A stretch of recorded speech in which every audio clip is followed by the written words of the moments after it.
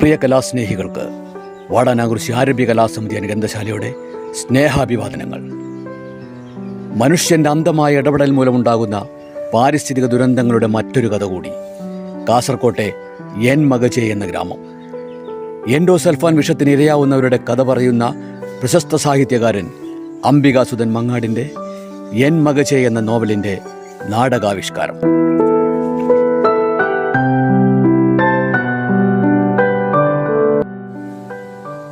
നാടകരചനാ സംവിധാനം പത്മശ്രീ പ്രേംകുമാർ. കഥാപാത്രങ്ങൾക്ക് ശബ്ദം നൽകിയവർ പി വിജയൻ, കൃഷ്ണേന്ദു, കുഞ്ഞി മുഹമ്മദ്, പ്രേംകുമാർ, രഞ്ജിത്ത്, സജീഷ്, അബിത്, റിനോദ്, വൈഷ്ണവ്, ദേവിക.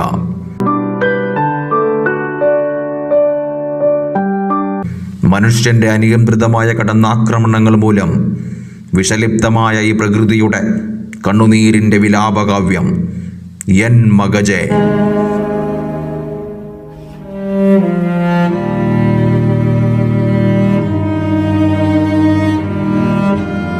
എന്താ ഇവളുടെ കയ്യിൽ? മനുഷ്യക്കുഞ്ഞാണോ അതോ കാട്ടിലെ വല്ല മൃഗത്തിൻ്റെയും കുഞ്ഞാണോ? അല്ല, മനുഷ്യക്കുഞ്ഞ് തന്നെ. എങ്ങോട്ടാണ് കയറി വരുന്നത്? ഇനി ഒരു അടി മുന്നോട്ട് വെക്കരുത്.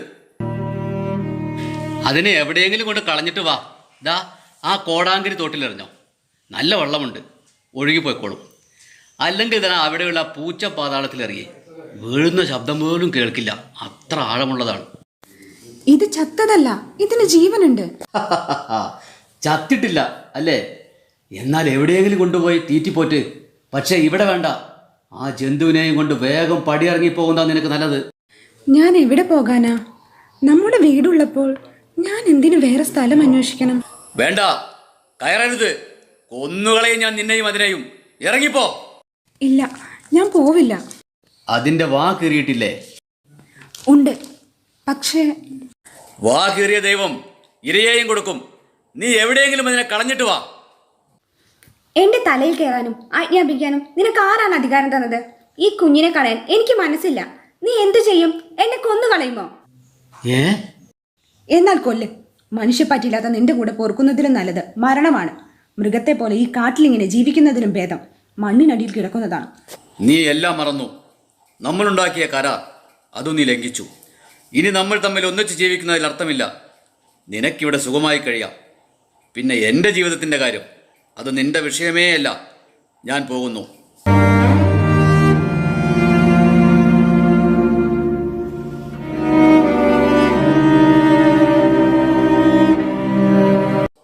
ഓ, നടന്നിട്ട് വയ്യാതായി. കാട്ടിലെത്തിയപ്പോൾ എന്തൊരു സുഖം.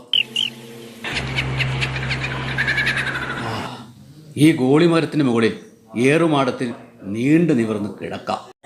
ആരോ നടന്നു വരുന്നൊരു ശബ്ദം കേൾക്കുന്നുണ്ടല്ലോ. ആ, അതവളാണ്. ഇവിടെ കണ്ണടച്ച് കിടക്കാം. നീ ഇറങ്ങി വാ.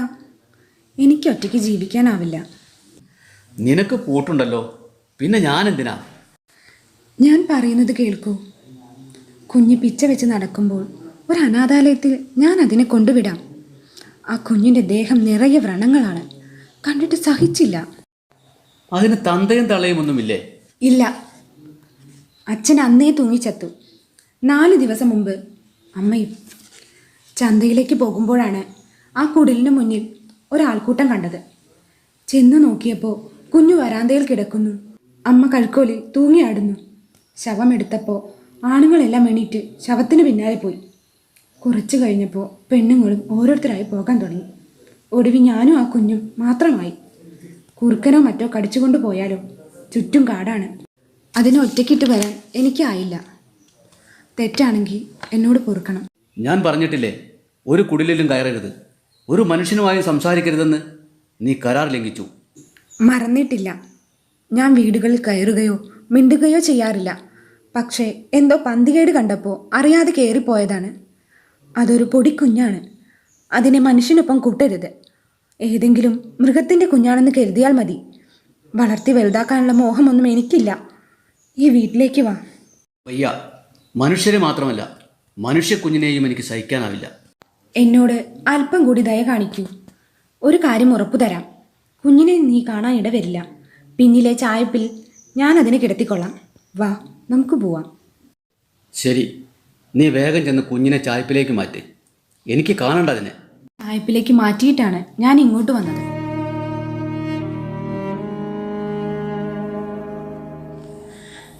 ഓ, നടന്നിട്ട് വയ്യാതായി. എങ്ങനെയോ വീടെത്തി. നീ വിശ്രമിക്കേ, ഞാൻ പുറത്തു പോയി വരാം. ആ, വേഗം വാ.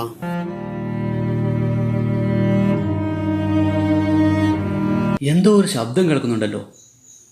ചായപ്പിൽ നിന്നാണല്ലോ കേൾക്കുന്നത്. ആ, പോയി നോക്കാം. അയ്യോ, വിഷസർപ്പം. ഇനിയിപ്പോൾ എന്തു ചെയ്യും? എന്നെ കണ്ടപ്പോൾ അത് പോണു. കുഞ്ഞിൻ്റെ അടുത്ത് ഒന്ന് നോക്കാം. അവൾ പറഞ്ഞത് ശരി തന്നെ.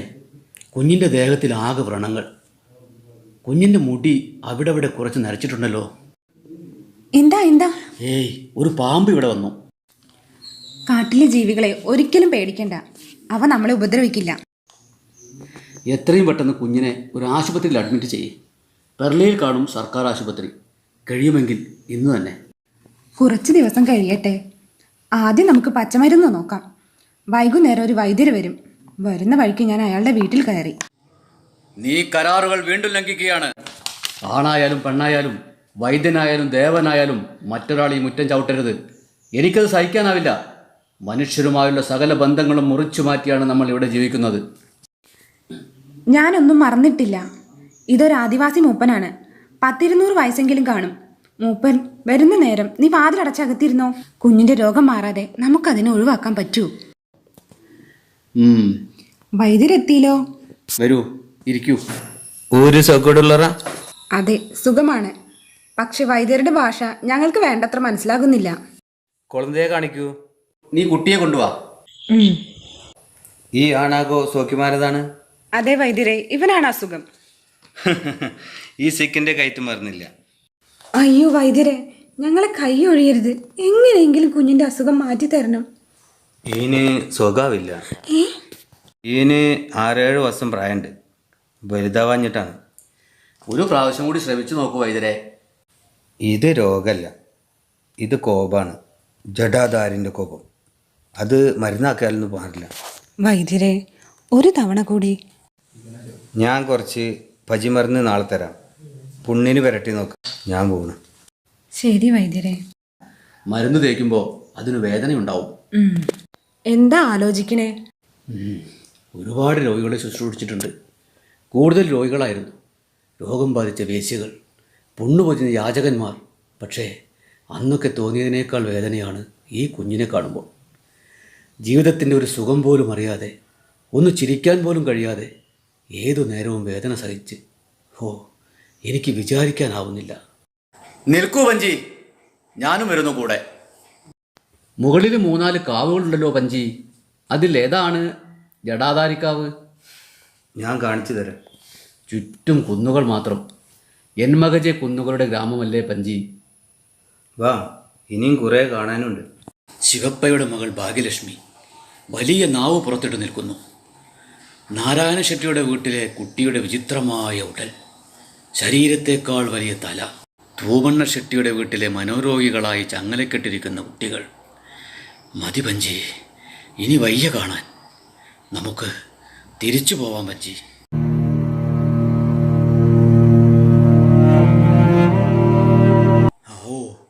നടന്നിട്ട് വയ്യാതായി. നീ വന്നോ? എന്താ നിനക്ക് പറ്റിയത്? കുറേ നടന്നതിന് ക്ഷീണം, അല്ലാതെ ഒന്നുമില്ല. നീ വിശ്രമിക്ക്. ദേവി, നമ്മൾ വളരെ കൃത്യമായ സ്ഥലത്താണ് എത്തിയത്. മനുഷ്യരില്ലാത്ത ഒരു നാട് മോഹിച്ചല്ലേ നമ്മളിവിടെ വന്നത്. മനുഷ്യനും മൃഗവുമല്ലാത്ത കുറേ വിചിത്ര ശിശുക്കൾ തോടിനക്കരെയുള്ള വീടുകളിലുണ്ട്. നമ്മുടെ ഈ കുഞ്ഞിനെ പോലുള്ള അത്ഭുത ശിശുക്കൾ. ഇത് സ്വർഗമല്ല ദേവി, ഈ നാട് നരകമാണ്. നീ ആ വീടുകളിലെല്ലാം പോയില്ലേ? പോയി. ഇപ്പോൾ ചുറ്റുമുള്ള വീട്ടിലെല്ലാം വിചിത്ര ശിശുക്കളാണ്. തല വലുതാവുന്ന കുട്ടികൾ, നാവ് വലുതാവുന്ന കുട്ടികൾ. എനിക്കൊന്നും മനസ്സിലാവുന്നില്ല. ജടാധാരിയുടെ കോപമാണെന്ന് എല്ലാവരും സമാധാനിക്കുന്നു. ഇല്ല, എനിക്കുറപ്പുണ്ട്, ഒരു ദൈവവും കുഞ്ഞുങ്ങളോട് ഇങ്ങനെ കോപിക്കില്ല. ഇങ്ങനെയൊരു സ്ഥലത്താണ് ദേവി നമ്മൾ കഴിഞ്ഞ 5-6 കൊല്ലം ഒന്നും അറിയാതെ മരങ്ങൾ മാത്രം കണ്ട് മൃഗങ്ങളെപ്പോലെ ജീവിച്ചത്. ഓ, നാം എത്ര ക്രൂരന്മാരാണ്. നമുക്ക് കുഞ്ഞിനെ ഡോക്ടറെ കാണിക്കാൻ പോണം. ആ, പോകാം.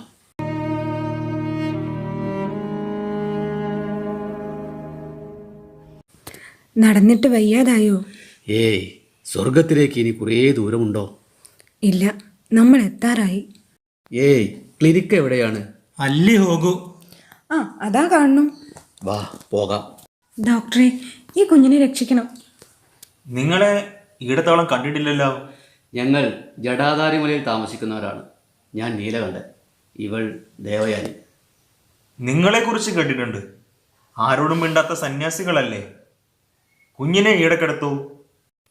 മെഡിക്കൽ ബുക്കിലും ജേർണലിലും ഒന്നും ഞാൻ കണ്ടിട്ടില്ലാത്ത ഡിസീസാണ് ഈ നാട്ടിൽ നിറച്ചും. എൻ്റെ മരുന്നൊന്നും മേശുന്നില്ല. ഈ ഉടുകൻ്റെ അപ്പനും അമ്മയ്ക്കും വിഭ്രാന്തി വന്നിട്ട് ഞാൻ മരുന്നാക്കിയെന്ന്. പക്ഷെ രണ്ടാളും സൂയിസൈഡ് ചെയ്തു. ഇവിടെ ചുറ്റുവട്ടത്തുള്ള കുറച്ച് പുരകളിൽ മാത്രം 50 മെൻ്റൽ പേഷ്യൻസ് ഉണ്ട്. അബോർഷനും ക്യാൻസറും കൊണ്ട്. എൻ്റെ കാര്യമായ ഒപ്പീനിയൻ, ഇവിടെ മണ്ണിലോ വെള്ളത്തിലോ എന്തോ വലിയ പോയിസൺ സ്പ്രെഡായിട്ടുണ്ട്. പക്ഷെ അത് എന്താണെന്ന് തിരിയുന്നില്ല. നേരത്തെ കണ്ട ഉടുകനില്ലേ, അഭിലാഷ്, ചെറുതാകുമ്പോൾ കുരങ്ങനെ പോലെ ആയിരുന്നു. ഇപ്പോഴാ ഒരു മനുഷ്യക്കൊലമായത്. എവല്യൂഷൻ തിയറി തിരിച്ചിടുന്ന ആ ശക്തി ഏതാണപ്പാ? എനക്കൊരു പിടിയും കിട്ടുന്നില്ല. ശരി ഡോക്ടർ.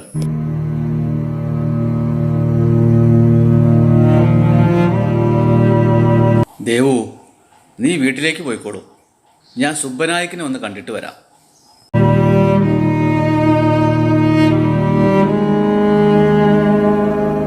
സുബ്ബനായിക്കില്ലേ എവിടെ? അതെ, ഞാൻ തന്നെ. വരൂ, ഇരിക്കൂ. എവിടെ സത്യപ്പടി? വരൂ, കാണിച്ചു തരാം. വെള്ളത്തിൽ മീനുണ്ടോ? ഇപ്പൊ ഒന്നും വളരുന്നില്ല. ഓ, ഞാൻ മറന്ന്. ചികിത്സക്കാരുടെ സഭ ഉണ്ട് സ്വർഗത്തില്. നമുക്ക് അങ്ങോട്ട് പോവാം. സുബ്ബനായിക്, മീറ്റിംഗ് തുടങ്ങിയോ? ഇല്ല, ആൾക്കാർ വരാണ്ട്. ജീപ്പ് വന്നുണ്ടല്ലോ. ശ്രീരാമ ഭട്ടർ വന്നു. സഭ ഇപ്പൊ തുടങ്ങും. നമ്മുടെ നാടിന് എന്തോ കുഴപ്പമുണ്ട്. ജടാധാരിന്റെ ശാപം. ആര് പറഞ്ഞു? ജടാധാരിന്റെ കോപമല്ല. ഈ നാട്ടിലെ കശ്മാവിൻ തോട്ടത്തിലെല്ലാം വിമാനത്തിൽ വന്നിട്ട് മരുന്നടിക്കുന്നില്ലേ, അതെന്നെ കാരണം. എനിക്ക് മരുന്നടിച്ചപ്പോ എന്റെ കൂട്ടിലെ തേനീച്ചയെല്ലാം ചത്തു. പ്രകാശ് പറഞ്ഞപ്പോ തോന്നുന്നു നമ്മുടെ നാടിന് ദോഷമുണ്ടാക്കുന്ന പെസ്റ്റിസൈഡ് അതന്നെ. ഏതാണ് ആ കീടനാശിനി? എൻഡോസൾഫാൻ എന്നാണ് അതിന്റെ പേര്. തേനീച്ചയെ ഇല്ലാതാക്കുന്ന മരുന്ന്. നമുക്ക് എന്തു ചെയ്യാൻ കഴിയും എന്നതാണ് ഇനി ആലോചിക്കേണ്ടത്. മരുന്നടിക്കാൻ വിട്ടുകൂടാ, തടയണം. അത് മരുന്നല്ല, അത് വിഷമാണ്. ഈ കാര്യത്തിൽ ഡോക്ടറുടെ അഭിപ്രായം എന്താ? ഇമ്പോർട്ടൻ്റ് ആയ ഒരു കാര്യം എനിക്ക് പറയാനുണ്ട്. തേനീച്ചയുടെ കാര്യവും പശുക്കളുടെ കാര്യവും കേട്ടപ്പോൾ തോന്നിയതാണ്. ഇവിടെ നാട്ടിലെ എല്ലാ പുരയിലും പേഷ്യൻസ് ആണ്. കുട്ടികൾ മാത്രമല്ല, കുറെ പേര് മരിച്ചുപോയി. ഞാനും കുറെ ആലോചിച്ച് തല പുണ്ണാക്ക്.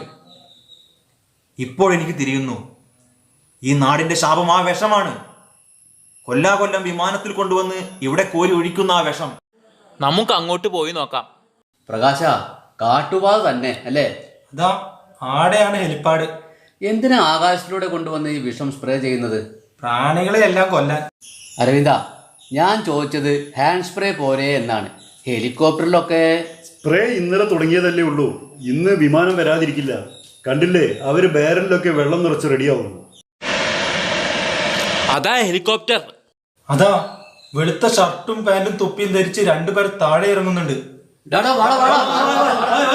സർ, ഈ വിഷം ഈ നാട്ടിൽ സ്പ്രേ ചെയ്യാൻ ഞങ്ങൾ സമ്മതിക്കില്ല.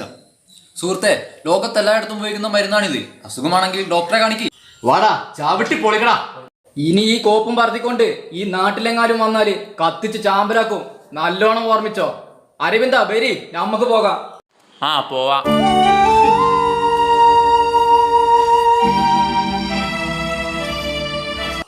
ഈ നാട്ടിലെ ആകാശത്തിലൂടെ എല്ലാം സ്പ്രേ ആക്കിയാൽ നമ്മൾ എങ്ങനെ തടുക്കും?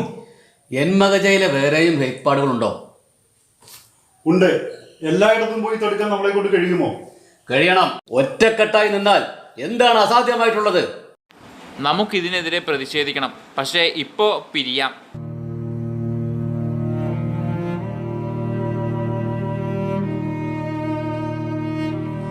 വീടെത്തിയതറിഞ്ഞില്ല.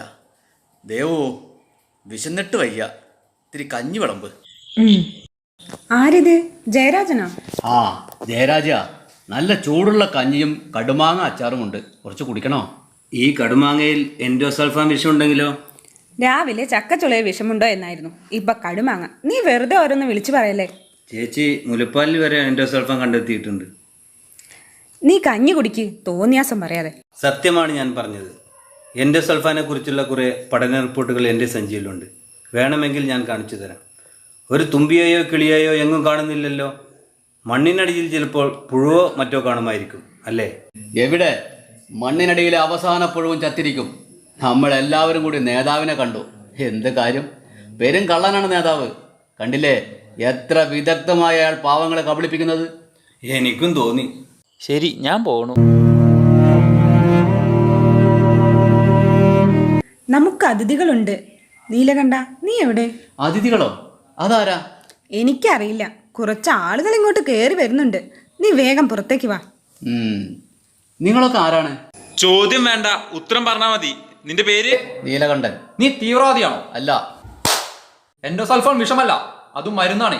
കൂടുതൽ കശുവണ്ടി ലഭിക്കാനുള്ള മരുന്ന്. മനസ്സിലായോ? ഈ നാട്ടിൽ രോഗങ്ങളുണ്ടെങ്കിൽ വേറെ വല്ല കാരണവുമുണ്ടാകും. അതിന് നല്ല ചികിത്സയാണ് വേണ്ടത്. അല്ലാതെ ചത്ത കുഞ്ഞിനെയും കൊണ്ട് PCKയിലേക്ക് ജാഥ നടത്തി സർക്കാരിന്റെ ഓഫീസ് എറിഞ്ഞു പൊളിക്കലല്ല. അരിഞ്ഞു കളയു രണ്ടിനെയും, ഓർത്തോ? എന്നെ മനസ്സിലായില്ലേ? നേതാവാണ്.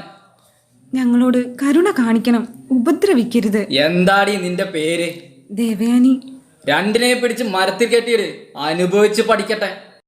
സാർ, ഇതിനകത്തിട്ട് കത്തിക്കാം. പോരാ, രണ്ടിനെ മലമുകളിൽ തുണിയുരിഞ്ഞ് മരത്തിൽ തല കീഴായി തൂക്കിയിട്. ഡാ കൊളുത്തടാത്തി. അയ്യോ, എനിക്ക് വയറ്റിലൊരു വേദന. കുറ്റിക്കാട്ടിലൊന്ന് പോയിരിക്കട്ടെ. അയ്യോ, പാമ്പ് കടിച്ചു.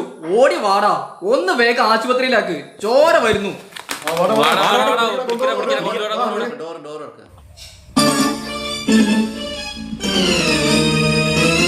നമ്മളെ രക്ഷപ്പെടുത്താൻ പഞ്ചി വരുന്നു. പഞ്ചി, നേതാവും കൂട്ടരും വന്ന് ഞങ്ങളെ കെട്ടിയിട്ട് മർദ്ദിച്ചു. അപ്പോഴേക്കും നേതാവിന് പാമ്പ് കടിച്ചു. അവർ ആശുപത്രിയിലേക്ക് കൊണ്ടുപോയിരിക്കുക. അവർ തിരിച്ചു വരുമ്പോഴേക്കും ഞങ്ങളെ വേഗം രക്ഷപ്പെടുത്തു പഞ്ചി. വേഗം രക്ഷപ്പെട്ടോളൂ.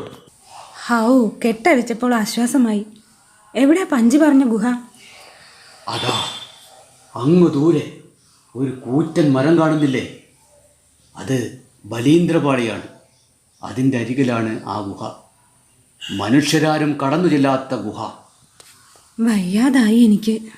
ദാ ഗുഹയിലെത്തി.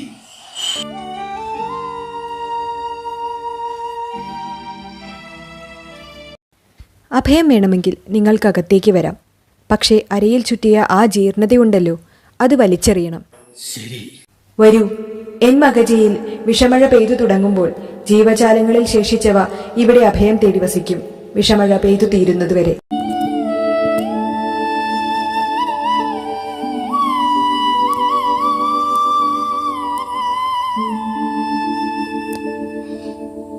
പ്രകൃതിക്ക് മാറ്റങ്ങൾ സംഭവിക്കുന്നത് സ്വാഭാവികമാണ്.